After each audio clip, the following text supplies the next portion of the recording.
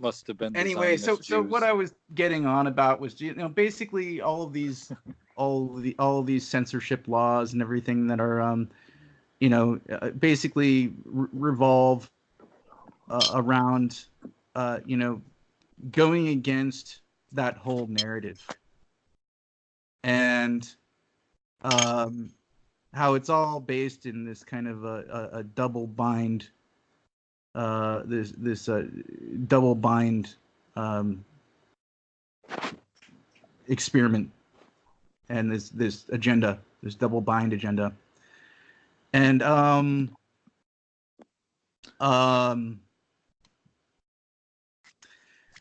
and how that all ties in with, I just back to CERN, and the and Google and the CIA. We'll just continue on with this article. We're about halfway through. It says Google and the CIA. In a recent article on Medium, how the CIA made Google, investigative reporter Ahmed details how the CIA helped Stanford students Larry Page and Sergey Brin craft what we know today as Google. According to the article, from its infancy, Google was financed as part of the massive Digital Data Systems (NDDS) initiative, a network jump-started by the CIA. This confirms former CIA officer Robert Steele's claim of his colleague acting as a CIA liaison at Google, as well as setting up the initial financing for the IT project.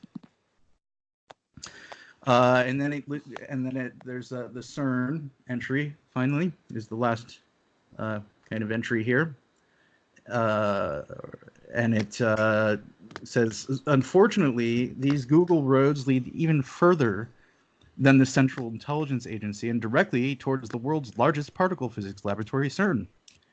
CERN is home to the Large Hadron Collider, an enormous experimental device that has been widely ridiculed due to its self-evident dangers of colliding atoms together miles below the surface in an effort, partially, to mimic the Big Bang. CERN is also the birthplace of the World Wide Web, as we discussed earlier. It turns out that the story of Susan and Anne Wojcicki's success actually begins with their father, Professor Stanley Wojcicki, and touched on that earlier. According to the Stanford website and his Wikipedia profile, we already went over that, but it says, he's been a physicist at Stanford since the 1980s. And the professor's story includes fleeing from Warsaw, Poland to escape communist control.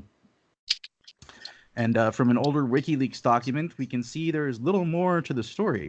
The 1978 document shows a travel request for Professor Wojcicki from Poland to the U.S. under the National Science Foundation. The NSF is a U.S. government agency involved in science and engineering with an annual budget of approximately $7 billion. At the National Science Foundation, the professor was a fellow working at CERN. Of course, the beginning of his work at CERN was around the same time period in which the World Wide Web was created in the same laboratory. However, the impact of the National Science Foundation does not stop with Susan Wojcicki's father. The Google co-founders, Page and Brin, also had a fellowship with the NSF. In the late 90s, the founders received massive funding from the agency as they were creating Google in the Wojcicki home. To go full circle, it seems it is not merely a private company censoring millions on the internet and violating free speech. Google, from its infancy, has been a government creation. Its relation to the CIA, CERN, and other government agencies have been hidden quite well for some time. Recently, with their decision to assist the Pentagon in building artificial intelligence for drones, a clear picture is finally being painted, a frightening one at that. Google has not only collected and stored data from billions of internet users, it also has easy access to thousands of DNA specimens, has been funded by the CIA, and we know now they have been closely tied to CERN from the beginning. This amount of egregious power, power Google has acquired has quickly surpassed any company in human history, a power that will only continue to exponentially expand so long as the public remains unaware and apathetic. So that's the end of that blog post. And again, thanks to whoever You are a bubbly flute. It's a very nice kind of breakdown, and yeah, you know, this all ties in with keeping track of people's energy or usage. I think a lot of it, you know, and they're straightforward about that, you know, with the tracking technology and, you know, just the whole idea of carbon taxing and you know, the carbon tax, you know, to keep track of how much carbon everyone's using, so that everyone can, you know, you know, everyone's conforming to the big one world environmentalist religion, and you know, being a good eco citizen, so to speak.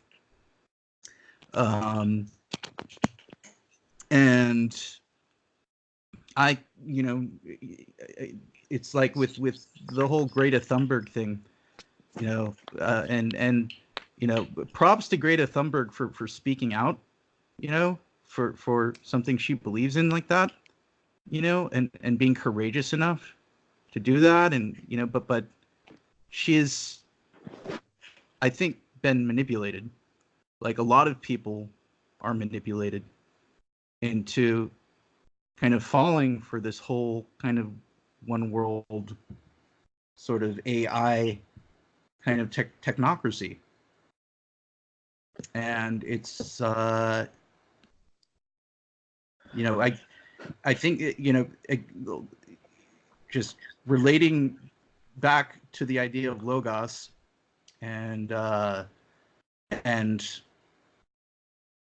it, you know, and logos being the kind of antidote, you know, not to get all Jordan Peterson, but you know, that's kind of like the antidote to chaos and the antidote to postmodernism, you know, and how a lot of these narratives are based in postmodernist science, or the postmodernist takeover of science.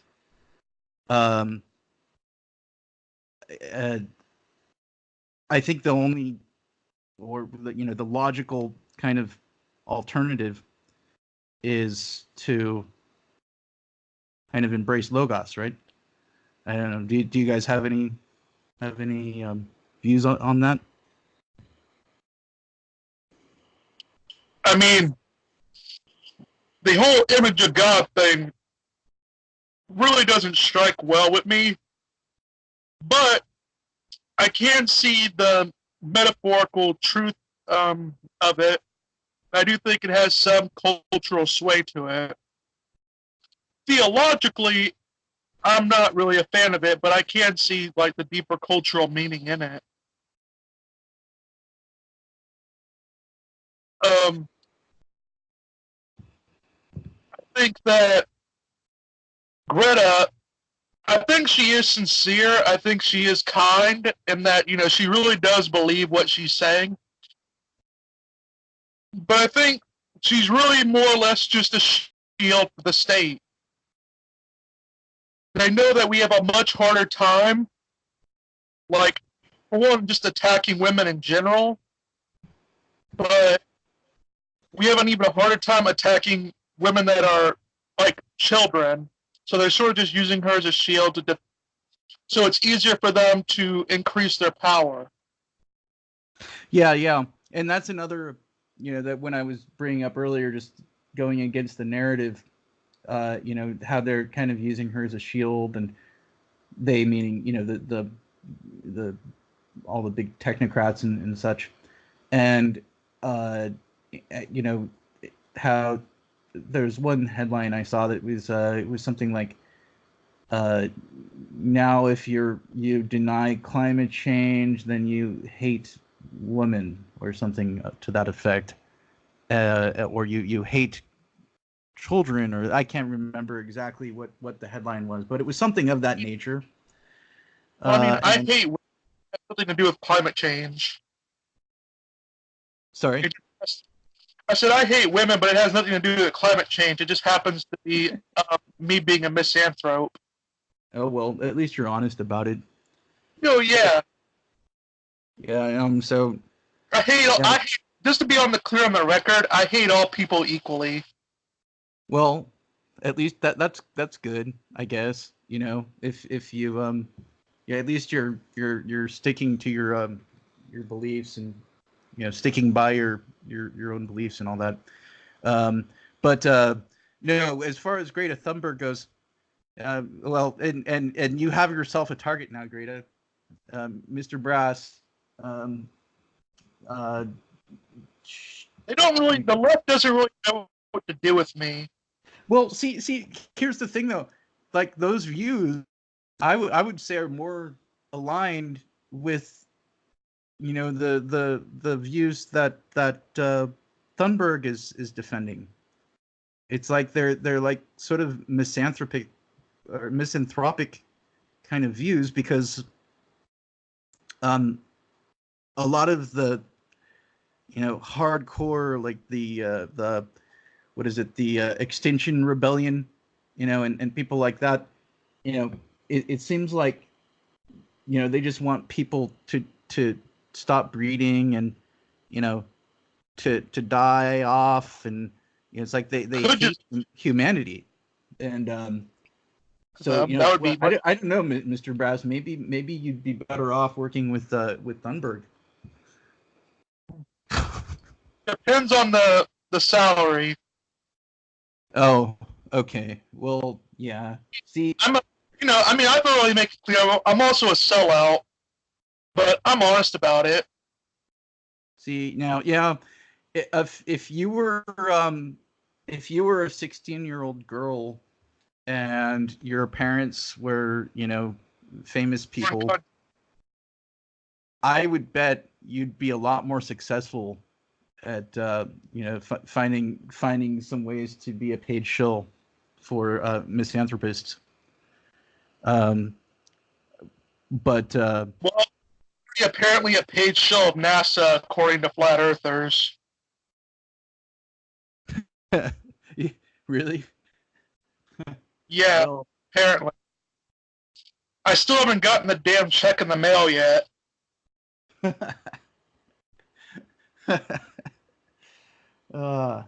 yeah. So, but anyway, I don't know. Are you still with us, Analytic Alchemist? No, he left. Oh, okay. Well, but anyway, so yeah, this whole thing with the censorship has, it directly ties in with all this. I'm basically 100% certain. And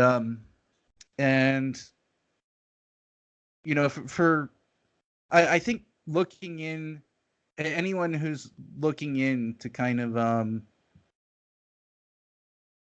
uh I guess for people who haven't figured it out anyway, anyone who's looking in to kind of regulating all of the censorship, and to the way the role that YouTube and Google plays and all that would be would do well by looking in to all these issues. And again, TrueStream, they did one video a while back on I can't remember what organization it was offhand, but there's one specific organization that was working with YouTube. I think it was UN related, and they were working with YouTube, trying to kind of create this information filter where when you enter in a search term, they kind of, it's like being told what to think, and it filters out anything they don't want you to know, that might go against their narrative. um, and the narrative is based in postmodernist philosophy because it ensures that they're able to perpetuate this kind of constant kind of chaotic sort of cycle. And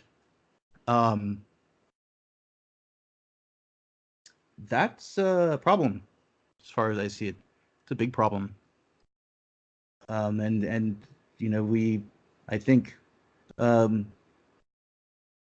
anybody who understands the implications of all this need to be more aware of it. And I think that's why people like Elon Musk, for example, who came out publicly in support of Thunberg, and Twitter, why he warned against AI technology, for example, because a lot of this is also run off of artificial intelligence. And it's like, maybe he was kind of inadvertently admitting to it, like he knew, so he was warning people. I don't know, maybe. I mean, the environment is taking a beating. Just yesterday, they started putting chemicals in the water to turn the freaking frogs gay. All right, Yeah. sorry guys, I don't know what happened there. I got disconnected. I came back and all I heard was Mr. Brass is sick and tired of them turning the friggin' frogs gay. Yeah, as he should be. They're all just putting those damn chemicals in the water. I don't want to see the freaking frogs turn gay.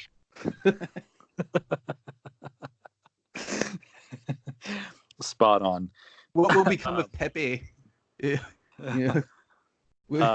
Sorry. So, yeah, just fill me in. What was the discussion being geared toward now? Well, I was just elaborating more on. We started discussing Greta Thunberg, and how she's her role in all this, and and I brought up how I actually gave her props for actually coming out and defending something she believes in, and her being genuinely. I'm sure she's genuinely concerned. I think a lot of that is really just beaten into people, and I know from my own personal experience. I know from being raised watching a lot of the propaganda and being kind of buying into a lot of the environmental groups sort of propaganda and feeling this sense of guilt, like, oh, like I was like a cancer on this planet, and I need to do better to kind of be more more live more sustainably. And it's a big thing. It's like it really is a lot like religion. Yeah, well, I mean, it's certainly not the first time that they've used children as political pawns, right? I mean, look at the anti-gun rhetoric that's being pumped. They'll always use kids and say, well, you don't want more kids to die in school shootings now, do you?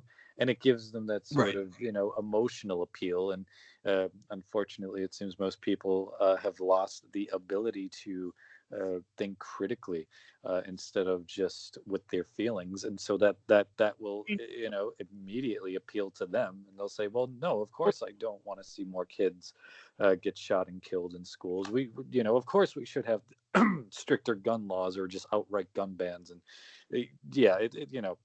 politics is a dirty game in America, and children are certainly the oftentimes the front men for whatever fucked up policy they're trying to push. Yeah. Well, I mean, you have to remember, like, these people are never consistent, because on one hand, they're saying that we need to depopulate the earth, and then the next minute they're complaining about a gunman who shoots up kids, even though that's depopulating the earth. Yeah. Yeah, No, yeah. You know what? that- What else is interesting too? I haven't, if any of you out there want to look deeper into this, I think it would be really interesting just to see who funds the anti, the gun control lobby, and find out how many of those people are also tied in to the same companies pushing for the cashless society and the AI God one world technocratic religion, because I'd be willing to bet there's some major connections there, and that would be quite telling, um, because they're using this fear mongering, to it's just like I brought up to some people I know. I don't remember exactly who, but and I don't remember if it was, I brought it up in the low bar of my last video actually, how I had spoken to somebody who worked for a Home Depot, and he had said why customers would rather go cashless and would rather just pay with a card, and they said that it was because they were afraid of being mugged.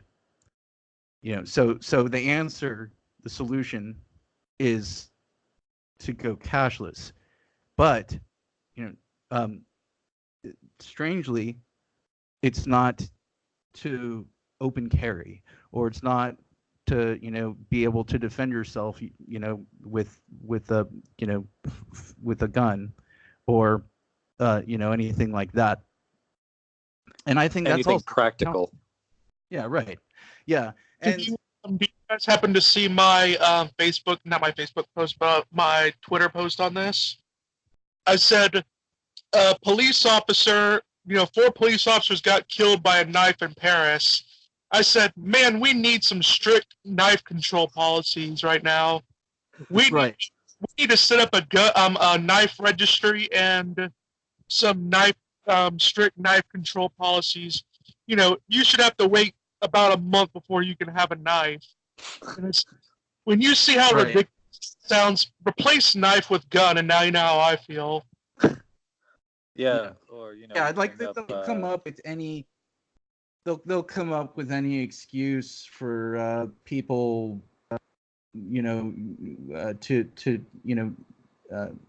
not to be able to defend themselves, so that they can more easily control them, basically, is yeah, what it well, amounts to. the And they can more easily weaponize their technology against people. Well, think about it like this. People that don't have guns beg the government for what they want. People that own guns demand what they want from the government. Yep. So That's the reason why they don't want them to have guns, because an armed populace does not take shit from them. Right. Yeah. So like the irony there, like Brass pointed out, is the people who call for these policies, these anti-gun policies, will have no problem at all if the guns are turned in their favor. Whenever you turn to the state for a solution, quote unquote, to a particular social problem or whatever the case may be, you are essentially asking them to come and use force against people to get them to do as you want them to. Um, that's essentially what it is. They have no problems with the guns of the state, but they have a problem with I'm not even going to say law-abiding citizen, because I disdain that term, but peaceful people, Yeah. people owning guns to protect themselves and their families. Right. Yeah. Well put. And And the Second Amendment, I just want to point this out real quick, because everyone, well, not everyone, but a lot of people on the left, especially, it seems like, and some people on the right, they'll say, like, guns are, yeah, they're for protection, of course, duh, but ultimately the Second Amendment was formed because there needed to be a way for the average citizen to defend themselves against their own government should it ever go rogue. Yeah, and hasn't our government kind of gone broke a long time ago? Seems like it has. Oh, yeah. Anyway, but but and just really quick, before I forget, just back to the whole issue of using children as human shields and all that stuff. If people are really that concerned about children, they wouldn't use them as human shields. Period. It's and then furthermore, they I in my opinion, they would be raising them in to better defend themselves and to better kind of learn self-sufficiency and to basically live in truth. I don't see why that what I think that's a reasonable sort of view to have in terms of concern for our children's future and concern for children, and that's. I mean, another funny thing, and I think that Thunberg, just really quick, I think that postmodernism ties into this in a pretty significant way because,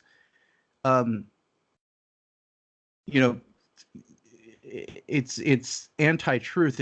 It's tied into the whole idea that truth is kind of relative, and so it could also more easily lead to indoctrinating children into all of this other like the environmental movement and this whole one world sort of Marxist technocracy way more easily because it's like it's deception. They're literally being. You just have to remember, communism has never been tried. Sorry? I said you just got to remember, man, real communism has never been tried. Oh yeah, right. Yeah. I mean, you know what I always say when they say that to me? I say, of course, real communism hasn't been tried. If it was, we'd all be dead. Yeah. So we need our eco-communist youth. They're the future of this planet. Because we want this to succeed, right? We need this to succeed, and we need it to succeed so that we can just stay in control. Well, isn't it funny that they will use children I'm saying I've always argued, what's the ultimate difference between abortion and human sacrifice? No, that's it. Right. Yeah, it's true. Paganism. That's another thing I was discussing last night. Remember what we discussed last night about how it's interesting. I was discussing with Analytic Alchemist last night about G.K. Chesterson's views on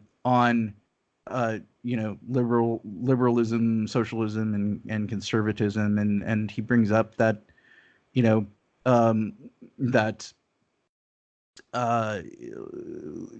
liberalism will often descend into kind of nature worship, and then eugenics was practiced by ancient pagan civilizations, and it's interesting that there's a lot of parallels in terms of the concern with people who are on the radical left, and they're kind of anti sort of modernity views, and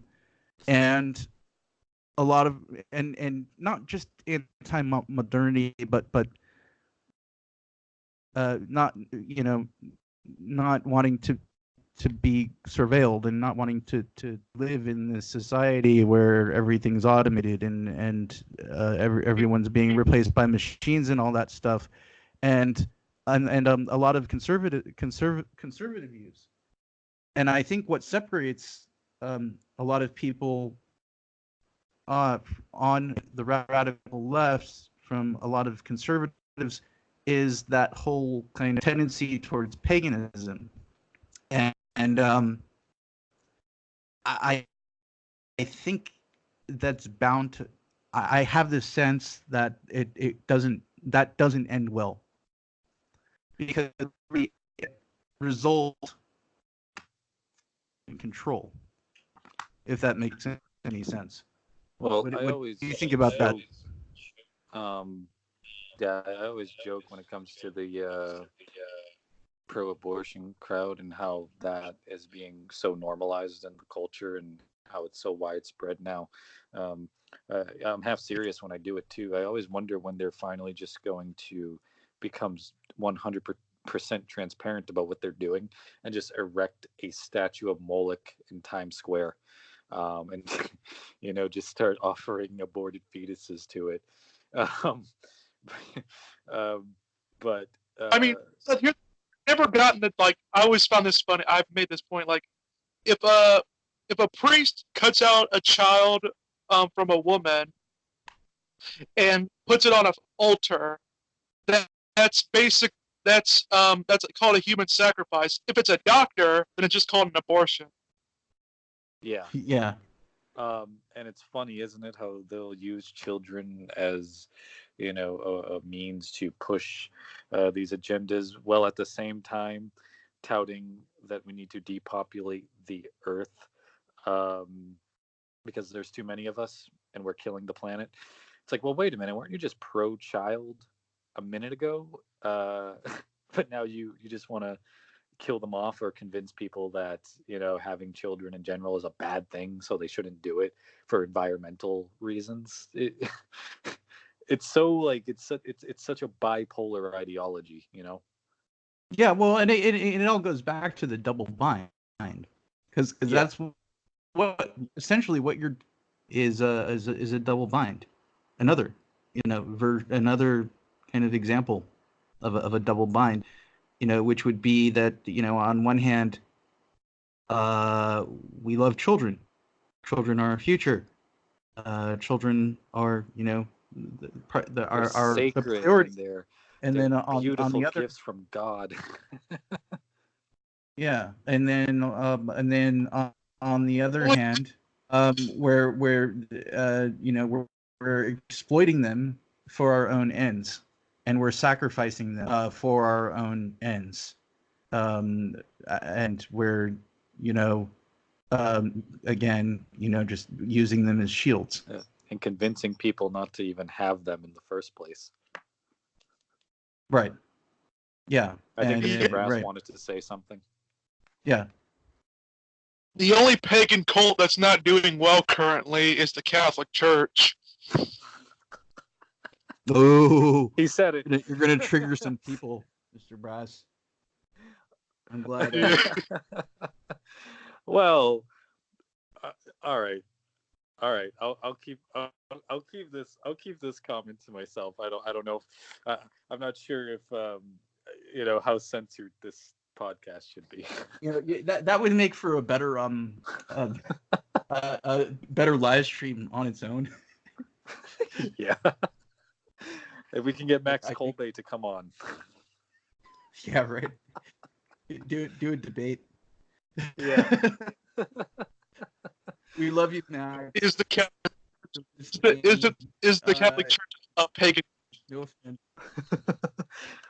Oh yeah, like we've so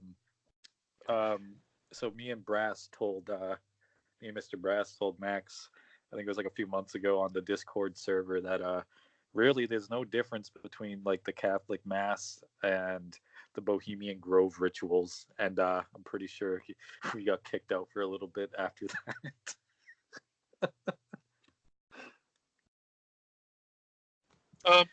It's like I remember one time. I remember someone had posted like on my Facebook like what like they wanted to do a challenge. They said what's scarier than a Friday the 13th movie, and I said a commercial for a Catholic daycare center.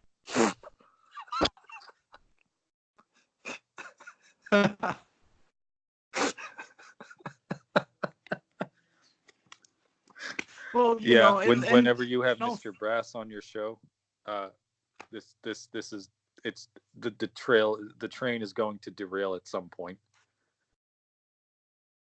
Well, in all fairness, if you really want to, relate this to the Catholic Church and all, there's something to be said about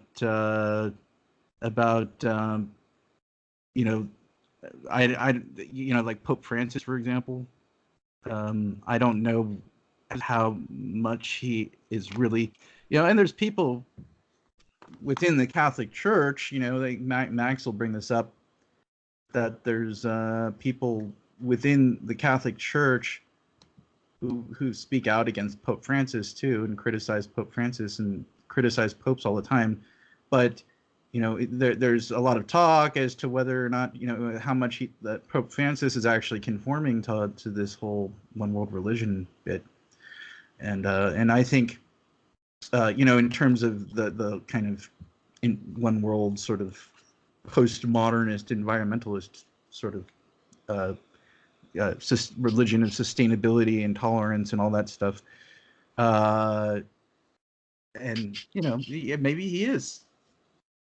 I don't know. I haven't been keeping up with a lot of news about that, to be honest.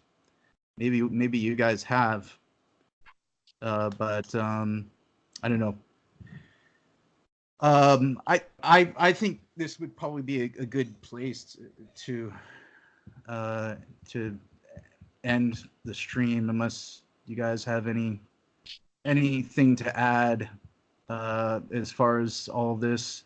I just think it's something I've been wanting to discuss, and it's something that I've been wanting to stream about, because there's been so many amazing Polly. Shout out to her also. There's been all kinds of great. There's so many great YouTubers out there who are bringing all these issues up, and props to all of them. Really, I can't name them all here, but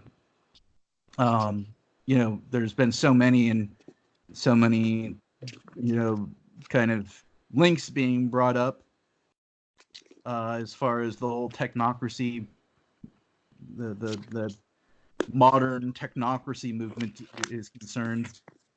And I think that this is kind of one of those vital sort of pieces to the puzzle, and to why all this censorship is happening through Google and YouTube, and I think it just needs to be addressed.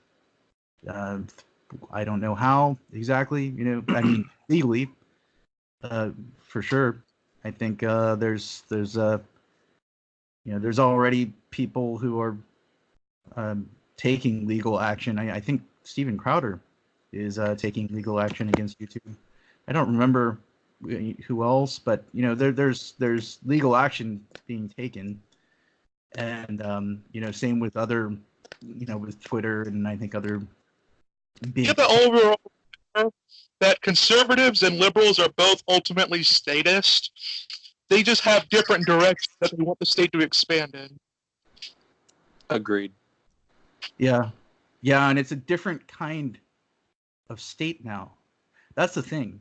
It's a different kind of state now than it was even, well, before 9/11, for example, because of the. It's another good way of depopulating the planet, wasn't it? Yeah, right. And the level of collusion between big tech corporations and all these other big kind of corporate, the food big ag, all of it, biotech, and government. Well, And jet fuel doesn't melt steel beams. but yeah, it's a different kind. It's more of a corporate state now than it was before 9/11, say. And and I've referred to the Citizens United versus the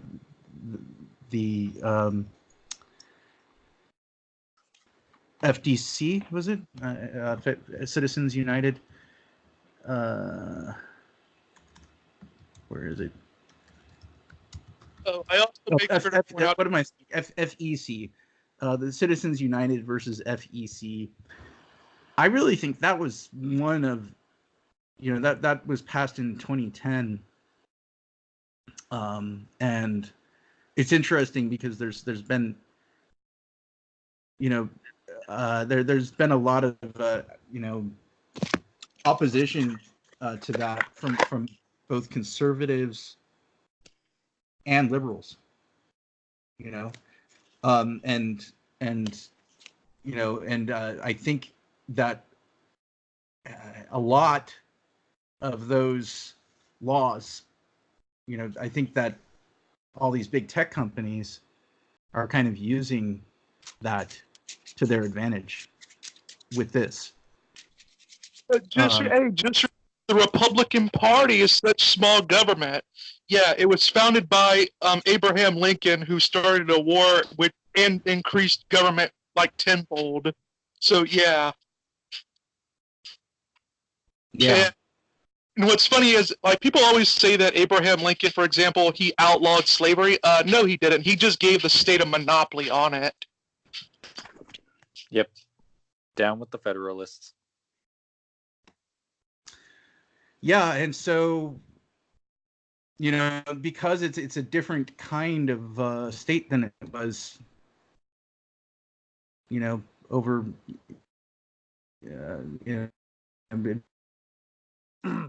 that I think you can trace it's like people don't. What is that? Oh, sorry. I was gonna say I think you can trace it back to if you want like a good starting point for when things really started to go awry within the American government.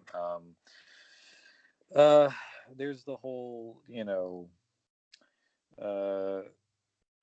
issue of Freemasons being involved with the signing of the Declaration of Independence and so on, and what influence that might have had.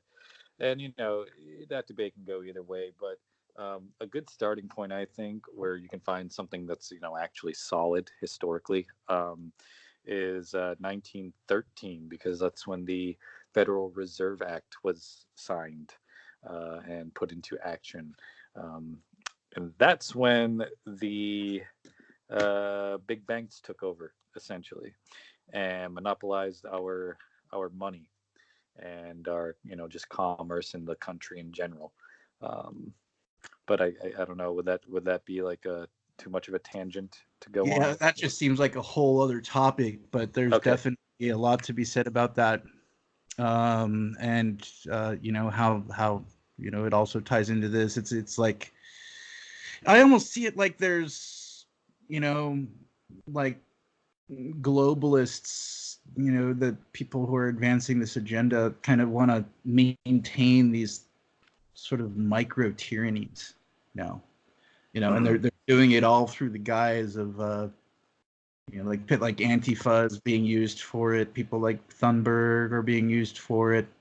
Even people, on the right, like alt-right people, just all the identity politicians from both sides. It's like they're all being used for it, in a way. And it's like Soros is funding Thunberg, and the One Foundation, that was funded by Bill and Melinda Gates, was funding Thunberg. It's like they benefit from all Everybody. this. And banks are also funding all these organizations too. So, but yeah, I mean, I think that would be a topic for a whole other topic for a live stream. That's a pretty interesting one at that. And again, I just want to emphasize there's a lot of documentation about how this all ties in with control over the energy grid. And there's one book, for example, where is it? Let me just see if I can find it really quick on my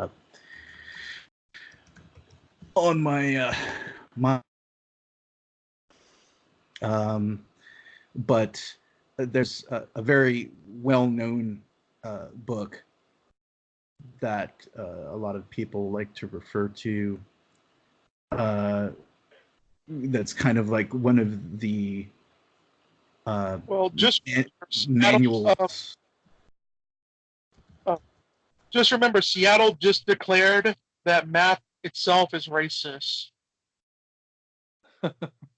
That in math? Yeah. 2 + 2 = racist. Really? Seattle did, and math is logic. See, so there you go. So they'll ban math. Just to keep people dumbed down. Now they're going to be teaching ethnic math studies. The book I was thinking of, it's called Eco Science. It's called Eco Science. You can find it. For anybody listening who's never heard of this book, please, you can find it all for free. It's on archive.org. It's called Eco Science, by John Holdren, who was the 9th director of Office of Science and Technology Policy under Obama, and also the assistant to the president for science and technology. Also PhD from Stanford, same university where Stanley Wojcicki attended. Hello. And a lot of other people who are very tied into all this attended, and the CIA. It's known to be a CIA research facility. And he's behind IGLY. He also attended Harvard. I mean, but check out that book. And I'll find some nice quotes to share with people, and just for everyone who doesn't have the time to read all of it, because it is a big book. I'll try and find some nice quotes I can pull out. But here's some right here. Says, providing people with the ingredients of material well-being requires physical resources, land, water, energy, and minerals, and the supporting contributions of environmental processes. Technology and social organization are the tools with which I don't know if this is a mistake here, which society transforms physical resources and human labor into distributed goods and services. These cultural tools are embedded in the fabric of the biological and geophysical environment. They are not independent of it. As the number of people grows and the amount of goods and services provided per person increase, the associated demands on resources, technology, social organization, and environmental processes become more intense and more complicated, and the interactions among these factors become increasingly consequential. It is the interactions, technology with employment, energy with environment, environment and energy with agriculture, food and energy with international relations, and so on, that generate many of the most vexing aspects of civilization's predicament in the last quarter of the 20th century. This book is about its physical underpinnings and the structure of the environment and the character of natural resources, about its human dimensions and the size, distribution, and economic condition of the world's population, about the impact of that population on the ecological systems of Earth, and the impact of environmental changes on humanity. So that was just from the chapter 1, the little forward, I guess it is. I don't know what you call it, but it's on the archive.org website. The full PDF is there for anyone to read, and I strongly recommend people do just to kind of wrap their brain around what I'm talking about more if you haven't already done that.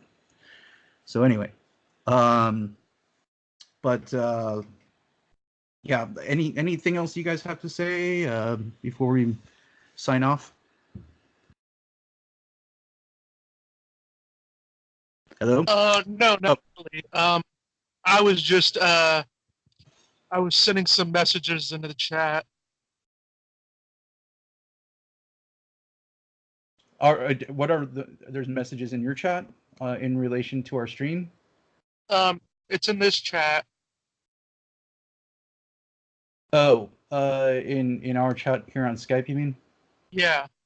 Oh, you mean the part 1, Islamic clerics are grooming vulnerable girls in Iraq, offering them for sex using a controversial religious practice known as pleasure marriage. Me? Yeah, and we all know pleasure doesn't go with marriage. All right. Anyway, yeah, another stream. Anyway. I have one thing I'd like to add. Yeah, go for it.